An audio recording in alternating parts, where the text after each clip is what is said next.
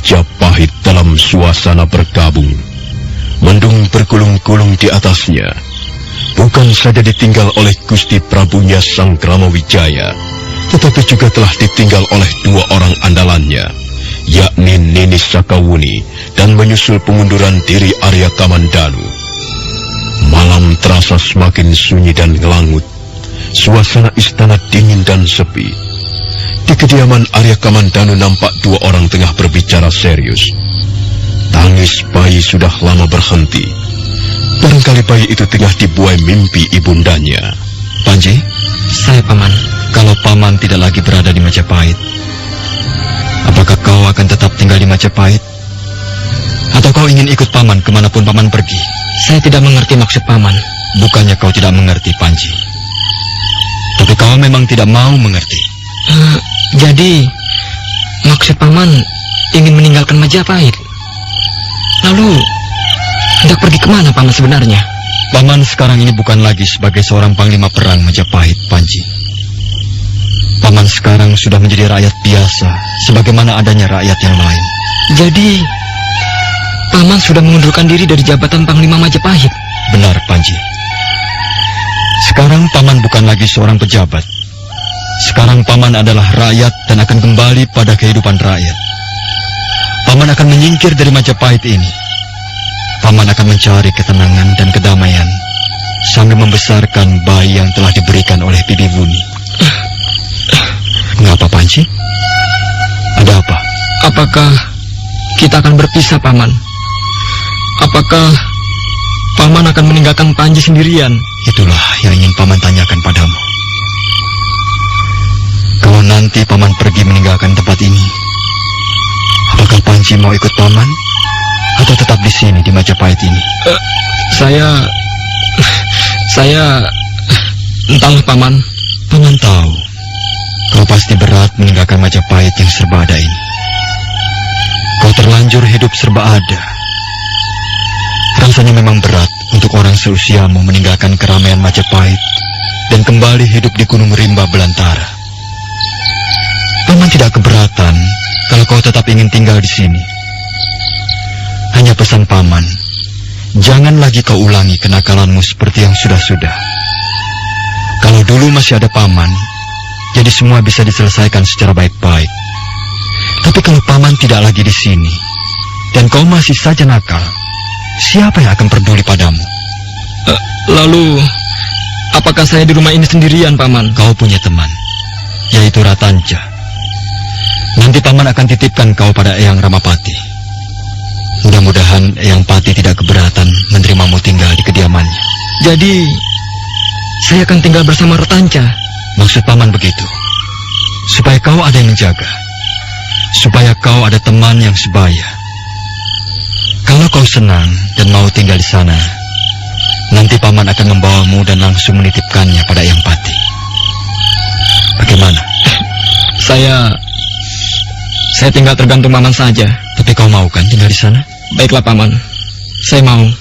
Demikian Kamandanu tahu bahwa Panji tidak keberatan dititipkan dan mau tinggal di kediaman Ramapati. Maka sebagai bekal Arya Kamandanu memberikan wejangan dan nasihat-nasihatnya pada keponakannya itu.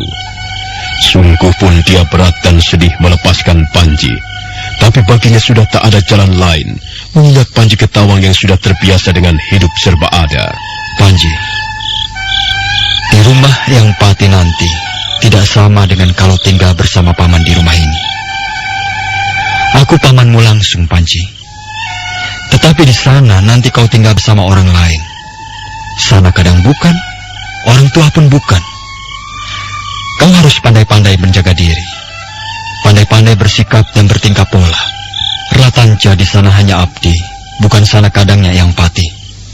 Sebab itu dia memanggil Gusti Ramapati. Baiklah, paman. Saya akan pandai-pandai membawa diri. Jangan menyusahkan Eyang Ramapati. Taat dan patuhlah padanya. Karena kau menumpang hidup pada beliau. Kau sudah besar sekarang, Panji. Sudah remaja. Jadi semestinya lah kau tahu mana yang baik dan buruk. Mana yang boleh dan mana yang tidak boleh. Berhati-hatilah hidup di Majapahit. Lebih-lebih kau tinggal sama orang lain. Baik, paman. Saya akan hidup sebagaimana pesan paman. Bagus. Kalau kau bisa seperti itu, maka hidupmu di Majapahit ini tidak akan mengalami kesulitan. Besok malam paman akan mulai menitipkan kau dan langsung meninggalkan Majapahit.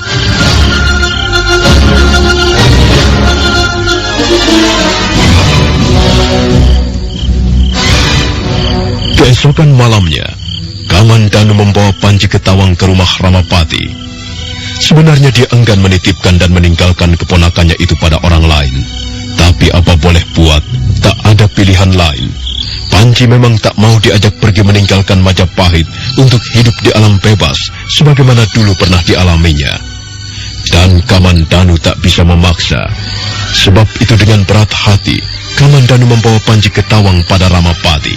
Oh, jadi kau hendak pergi meninggalkan Majapahit? Benar, Paman. Saya hendak mencari kedamaian sambil membesarkan bayi yang diberikan Sakawuni pada saya. Kukira kau mengundurkan diri dari jabatan Panglima hanya sekedar mengundurkan diri, tapi tidak keluar dari Majapahit. Memang benar. Kalau untuk mencari kedamaian dan ketenteraman sebaiknya memang di luar kota raja, Kamandanu. Di Majapahit ini apalah artinya, ha? Terlebih kalau kau ingin membesarkan anakmu secara baik dan bertanggung jawab. Pengaruh di Majapahit ini memang tidak baik dan kurang mendidik kalau anak besar dan tumbuh di sini. Lain halnya dengan di luar kota yang masih bersih dari pengaruh-pengaruh. Anakmu pasti akan tumbuh secara baik sebagaimana ayahnya kalau dia dibesarkan dan dirawat di luar Majapahit. Lalu kapan kau akan berangkat, Kamandanu? Besok pagi-pagi benar. Untuk itu, saya titip ponakan saya Panji Ketawang pada Paman. Saya mohon Paman tidak keberatan. Oh, tidak. Aku malah senang, Kamandanu, dapat menolongmu, dapat memberikan apa yang bisa kuberikan padamu sebelum keberangkatanmu keluar dari Majapahit. Terima kasih, Paman Ramapati. Dan sebelumnya saya mohon maaf karena kepergian saya ini hanya memberatkan Paman dan meninggalkan beban. Aku sama sekali tidak terbeban, Kamandanu. Aku juga tidak merasa keberatan kau tinggalkan Panji Ketawang di sini. Justru sebaliknya, aku malah merasa terhormat karena kau percayakan aku buat mengasuh keponakanmu. Sudahlah, jangan berpikir yang bukan-bukan. Nanti malah membuat ragu langkahmu untuk meninggalkan Majapahit. Seseorang kalau mau melangkah setidaknya jangan lagi menengok ke belakang. Karena hanya membuat kebimbangan. Dan kebimbangan hanya dimiliki oleh mereka yang berjiwa lemah, bermental lembek. Keraskan hatimu untuk menuju dambaanmu, cita-citamu. Ingatlah pertumbuhan anakmu. Kamandanu mengucapkan banyak terima kasih pada Sang Ramapati. Kemudian dia mengecup kening Panji Ketawang.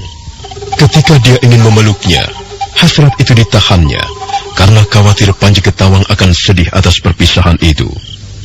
Segera Kamandanu memutar tubuhnya, berjalan ke arah pendopo, lalu pergi meninggalkan kediaman Ramapati.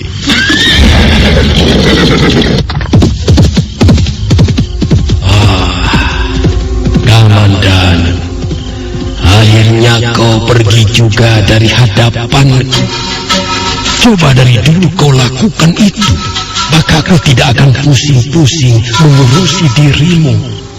Sekarang lawan-lawanku sudah pergi semua dari Majapahit. Tinggal Patih Nambi seorang. Tapi dia tak begitu berarti. Kamandanu,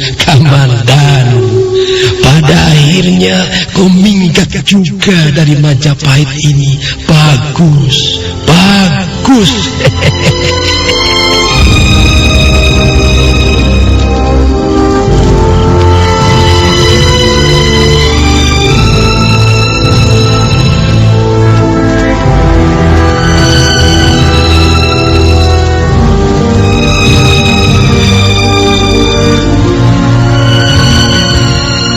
Sekembalinya ke rumah, Arya Kamandanu segera membuat persiapan.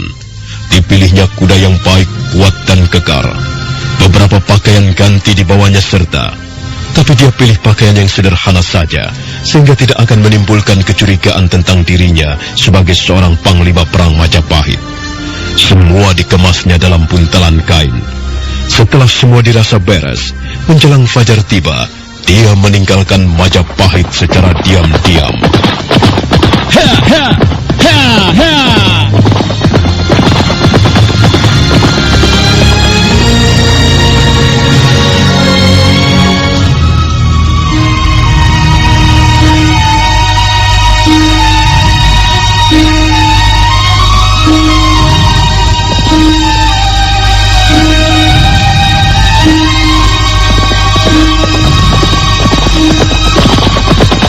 Arya Kamandanu memacu kuda tunggangannya cepat-cepat. Dia tak ingin ada seorang pun melihatnya. Bayi yang belum berumur 7 hari dan masih merah itu didekapnya kuat-kuat. Dan dia terus melarikan kudanya mengarah keluar kota Raja Majapahit. Kamandanu tak ingin lagi menengok ke belakang, ke kiri ataupun ke kanan. Tatapannya diarahkan lurus-lurus ke depan, seolah tengah memandang hari esok yang akan dijalaninya. Setibanya di sebuah pertigaan jalan, Kamandanu menghentikan lari kudanya. Dia menatap lamat. Sebuah kereta kuda tengah berhenti di tepi jalan. Seorang wanita berdiri di samping kereta. Mesin.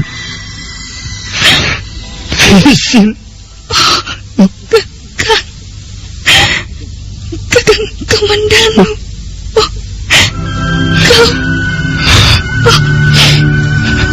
Maafkan aku, Mesin. Maafkanlah.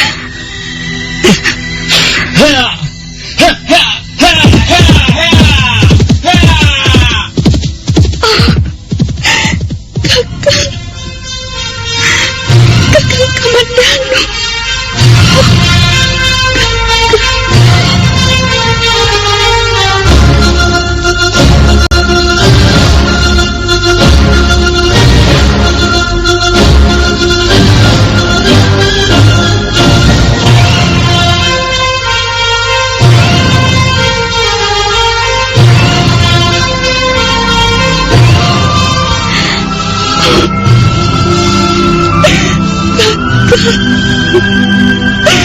Kakang Kamandanu.